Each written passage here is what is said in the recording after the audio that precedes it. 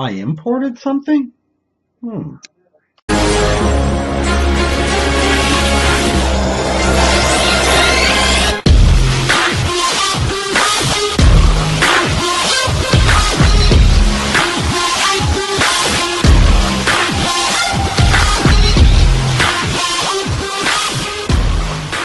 Hello fellow vapors, Vaping Newbie here, and tonight we're looking at a box mod, and I got this from Fasttech. It actually arrived in 7 business days. I paid the extra $2.50, so good job Fasttech. Now normally when I get a device, I like to do something more akin to a formal unboxing. There's no need in this case. You have this cardboard wood grain box with box mod emblazoned in the center, and then they put this sticker in. It's such a nice cardboard box. Why are you putting a sticker on it? You have that magnetic top, and then everything's inside. Let me take everything out. You have an instruction booklet, and you have the device. That's it. You get nothing else. You don't even get a charge cable. We're going to talk about the charge cable in a minute, or at least the charging aspect in a minute. But let's walk through them on. I think it looks really sweet, but there's an issue there. These colors, they don't match, and then right in the center you have that stripe, so I'm not quite sure about that, but it is what it is. That's what it looks like, and I call it the crapshoot, the Fasttech crapshoot, and this is what I got. But let's drill down, let's take a look and find out everything this thing can do. It's going to be a bit long, and I apologize. Before we get to it, let's discuss some of the features that it has here. It has short circuit protection. It has battery low voltage output protection. It does have all of that built in. It is variable wattage from 1 watt to 60 watts. And it says in the book that it scrolls by 1 watt increments. No, it's 0.1 watt increments that it scrolls with. As well as, let's see some specs on the temperature control. In Fahrenheit, it goes from 200 degrees Fahrenheit to 600 degrees Fahrenheit, and in Celsius from 100 degrees Celsius to 300 degrees Celsius. The resistances, you can go down to 0.06 ohm coil all the way up to 5 ohm coil, and they're recommending 1 ohm as best. Well, this tank that I have on it, it's a 1 ohm coil. As far as speed is concerned, it does not round robin. When you get to 60, we'll take it through here. Hopefully that'll go real quick into focus. And you'll notice here, it does not go too fast. I sort of like that. I personally like that. And it does not round robin. And you can take that all the way down to 1 watt. It's a long haul from 60, isn't it? I lost the button. There we go. So as you see, it's not overly fast. I find that the Sigeli, for me, it's too fast. I appreciate this speed. It's just easier for me to stop when I get around where I want. I find with the Sigeli, it just powers through it. So that's some of the basics, and let's continue on. Okay, let's take a walk around it, and it's a C form mod. It has an acrylic, I'm calling it tortoiseshell look to it. I suppose in a perfect world it would be one color. On the bottom you have your battery compartment, and you can see that there's a flathead screw there. I took it out. It's a pain in the ass. But changing the battery was a dream. I was able to do it with my thumb. Didn't need a screwdriver. You have, in the top, you have again, flathead brass 510 connector. And it's adjustable, not spring-loaded. And then you have this ring that goes around that. I'm not quite sure the point of that. I suppose you can adjust it to raise or lower your atomizer. But I gotta tell you, it's a pain in the ass, and I'll explain why later, but you can see some scratches on there already. On the top and on the bottom, you have those 2 Phillips head screws, and that's to get to the innards, and I'm not going to be touching it. On the side, you have a very large fire button, which actually works quite well, and then you have your up and down buttons to do your adjustments. And there is no plus or minus, it's a leap of faith. You do have here where it says 0 and then God knows what it says. I can't figure out what it's saying there. And then you also have that on the top. So I'm not quite sure what that's all about. You do have on the bottom here a charge port. We're going to discuss that in a minute, although you do not, as I mentioned before, get a charge cable. Now, I can't get that into focus for some reason, but trust me, that's a charge port with a little light beside it. So let's take a look at what that does. Okay, we have it plugged in. You see that there's a red light that comes on, and now it's charging. I would imagine, therefore, it does have pass-through because it will fire, but I don't want to charge it. So let's get a tank on here and look at some of these numbers. Okay, we have some attributes on the screen. You'll pardon me because I cannot get all the numbers in focus because they're different sizes. You have obviously the wattage at 23.5 watts. You have the temperature at the bottom where it says 450 degrees Fahrenheit, and you have the resistance, which right now is showing 0.00 because the atomizer is not tightened down, and you have the battery life indicator. If I press the button at this point, it does say check atomizer. So by tightening the atomizer, I can now push the button and it says same coil up, new coil up, same coil down. So by pressing the up button, it's just going to put it in it'll pick up what the resistance of the coil is. I don't quite understand why you press the down button because it's almost like an auto read. So I've just been pressing the up button all the time. It is in with a Kanthal build, but the temperature you'll see it goes from 450 to 77 degrees Fahrenheit. So it has nothing whatsoever to do with the build, but for some reason it's still there. I would have much rather had the voltage. If I click the fire button 5 times, it is now completely locked, and it says click 5 times locked. But to use some of the other attributes of the buttons, you have to lock it first. If I hold down the fire button and then I hold down the up button, I can have it either in normal mode or stealth mode. And I'm going to keep it in normal mode.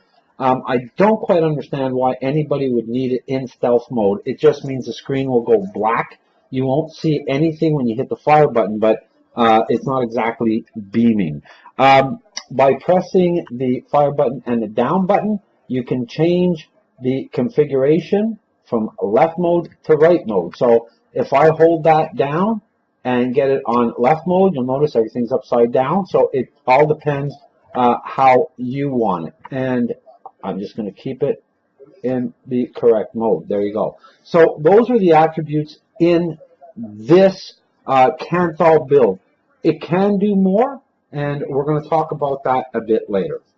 Okay, thus far we've only seen it as a variable wattage device, and all the functionality that goes along with that. We're gonna be changing that to temperature control mode in just a minute. Let's have a vape.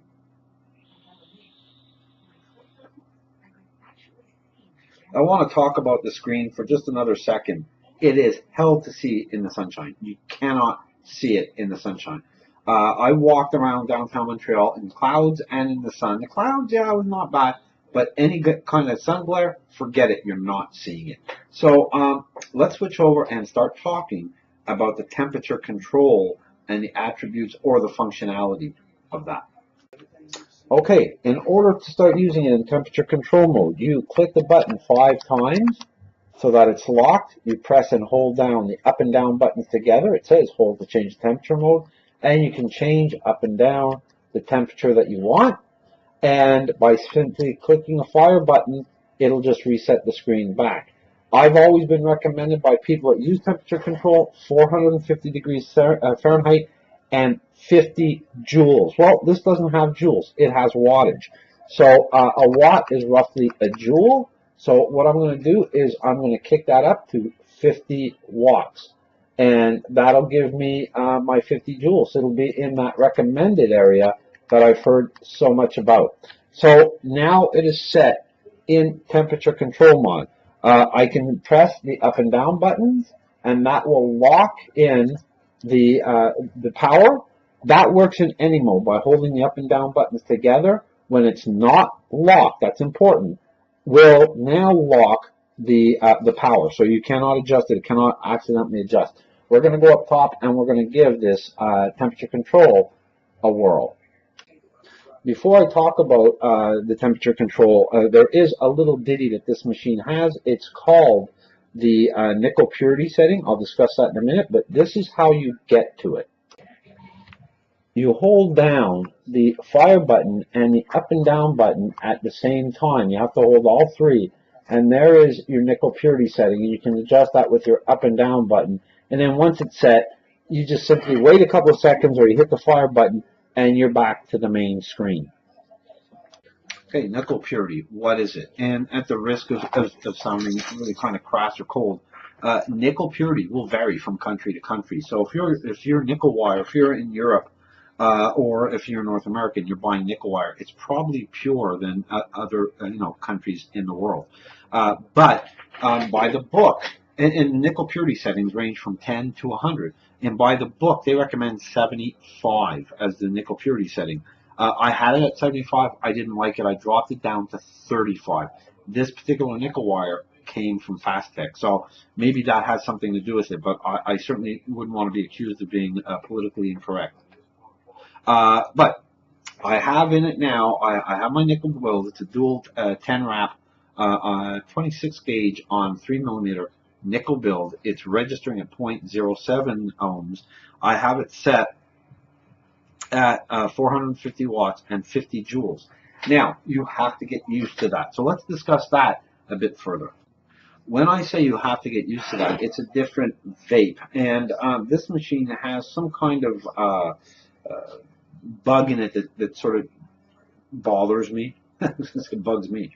And this is what it is. So I have this 450 degree build at 50 watts, which equates to roughly 50 joules. And when I go and take it to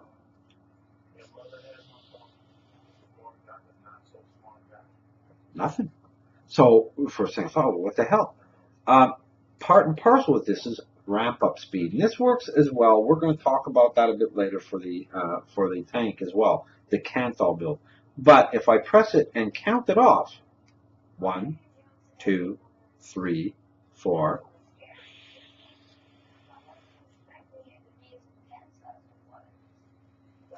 Quite a bit different. Now this is what happens when you're looking at the build. When I push that, I want you to look at both the wattage and the temperature. Everything drops off until it catches up. Quite simple. If I hold that too long, technically,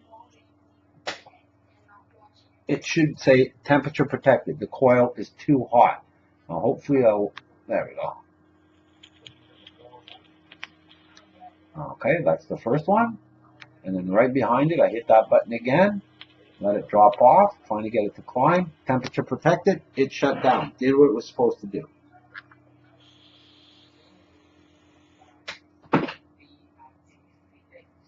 Now, you get used to the cooler vape, but the flavor is really good. Again, I think it's more for a dripper. I don't see the need for a tank, although people have been using it in a tank.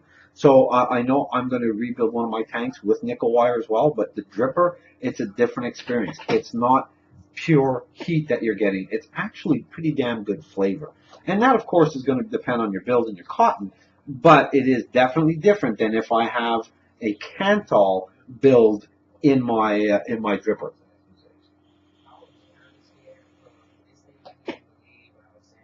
But you have to get used to that ramp up speed. You have to press it that 3 or 4 seconds.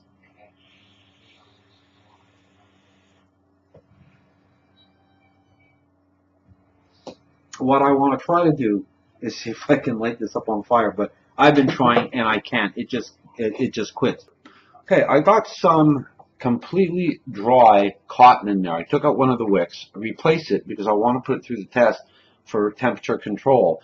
And now when I press the button, it does start to light up, but then the temperature protection kicks in and that cotton didn't even get singed. So now let's get it juiced and get it back into a working device.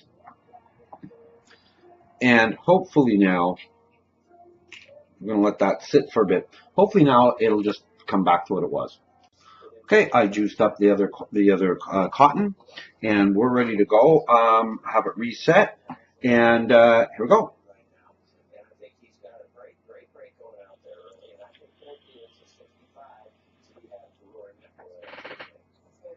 You may have noticed I pressed the button and I was staring at it. That's the ramp up time. When if you don't do that, this is what can happen. I'm just going to let this cool down, but if you do it right away, you hit the button and start to use it.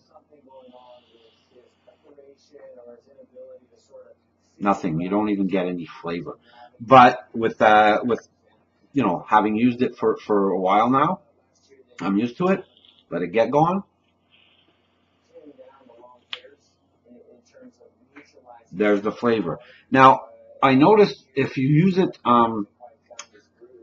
back to back, so you hit the button, you take a toot, you wait a second or two, you take a toot, the temperature protection kicks in real quick, and you get a very short duration. You don't get to the temperature, you don't get to the power. So you have to let it sort of cool off before you go the second time. See, now it says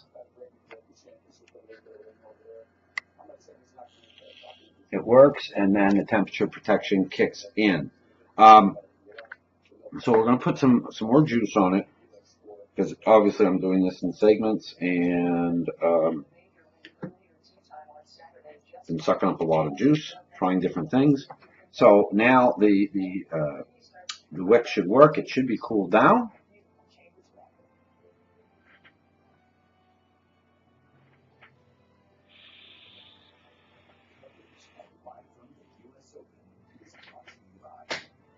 What a difference. So it does exactly what it's supposed to do in the temperature control mode if you just disregard, the ramp up time. Now, if I was to take off this dripper, which has nickel build, and I'm going to put on my Limo 2, which has a Kanthal build, obviously, and it's set for temperature control mode, what it's going to ask me when I press the fire button, and you have that new coil up saying down, so I press the up button, and now when I press the fire button, it's now gone back to regular mod. So the only thing I have to remember, and you have to remember, is to kick down the wattage, because it is only a 1.05 ohm coil, and I don't want a 50 watts. But you still have the same issue. Got a bit of juice on. You still have the same issue with the ramp up time.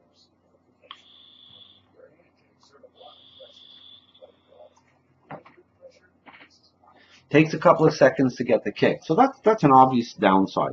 So that segues nicely into my final thoughts.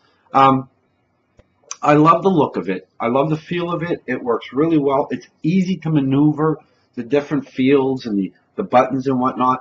The manual that came with it, although kind of light in information, gives you enough to walk you through it. Changing the battery, so easy. Love that. Didn't need any kind of screwdriver or anything, just my thumb. Overall, it's nice. That's a nice device to me. The downsides to it is obviously the ramp up time. It takes such, that 3 or 4 seconds. It doesn't sound like much. It sounds like I'm really whiny. But the idea is that I want to hit a button and get what I want. Okay? Spoiled or what? Waiting that 3 or 4 seconds, that just annoys me. But you know what? After using this a while, I am used to it. And I've been using it all week solidly. It's the only device that I've really used all week. The second downside is I showed you this thing at the beginning, and that's that ring that goes around the 510 connector. A lot of times when I'm changing the tanks, it comes with it.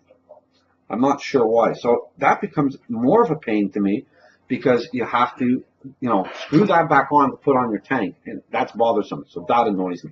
But overall, I'm very pleased with this device. Now, having said that, it always comes back to recommendations.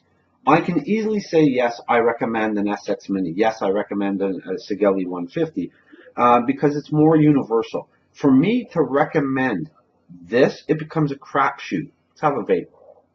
Wait a few seconds.